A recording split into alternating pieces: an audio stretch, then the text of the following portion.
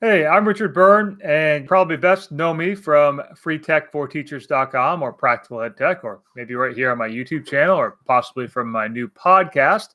Uh, Today, I want to share some thoughts about a question that I get a lot. And I was thinking about this today as I was writing about Quizizz. Quizizz added 3 new features today, including the option for writing math questions, adding audio, and some other neat little things you can do with Quizizz to mostly make your quiz games a little bit different. I shouldn't say better, but different. Better responses so as I was writing about it today, and I started thinking about a question that I've been getting more and more frequently, and that is, what else is out there in terms of quiz games? I get a lot of, our kids are bored with Kahoot. We've done Kahoot. They're tired of Kahoot. They don't want to do Kahoot anymore. Or if the school likes to use quizzes, our kids are bored with quizzes. They've done enough quizzes. Don't want to do any more quizzes, right? And I think that speaks more to not the technology, but what we're doing with the technology. And this is not to knock Kahoot or Quizizz or any of the other game platforms like them. They're all fine and they have their place.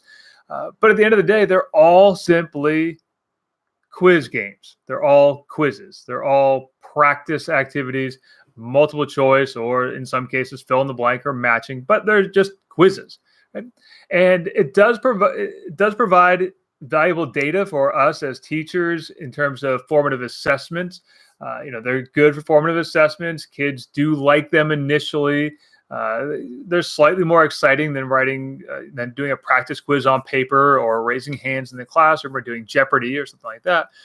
They're slightly more exciting than that, but they're still just quizzes at the end of the day. And so, they're review games. That's what they are.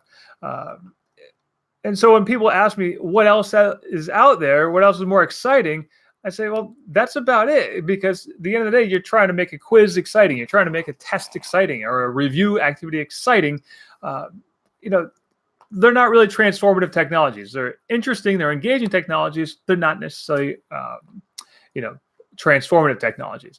So when someone says, what else is there? I say more, let's forget about Kahoot and quizzes and quiz games for a minute and think about the things we can do that are really transformative, and think about some tools that students can use to discover things that they've never been able to discover before. I'm not talking about just Google search. And certainly you can do a lot with Google, and kids overlook a lot of Google search.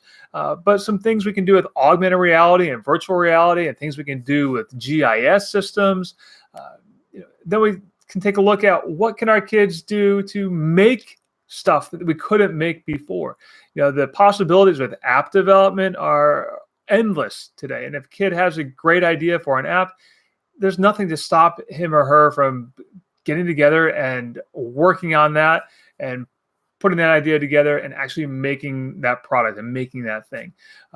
And finally, some things that kids can do to share their projects and share their ideas with a wider audience and get some constructive feedback, whether that's constructive feedback from a classmate, or from you, but more importantly from the wider world audience. So, when people ask me, what else is out there? What's more exciting than Kahoot or quizzes? What do we do when our kids are bored with Kahoot or bored with quizzes?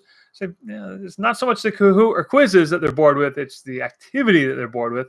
Let's use technology to change it up and do a different activity that's really transformative and not just another practice activity.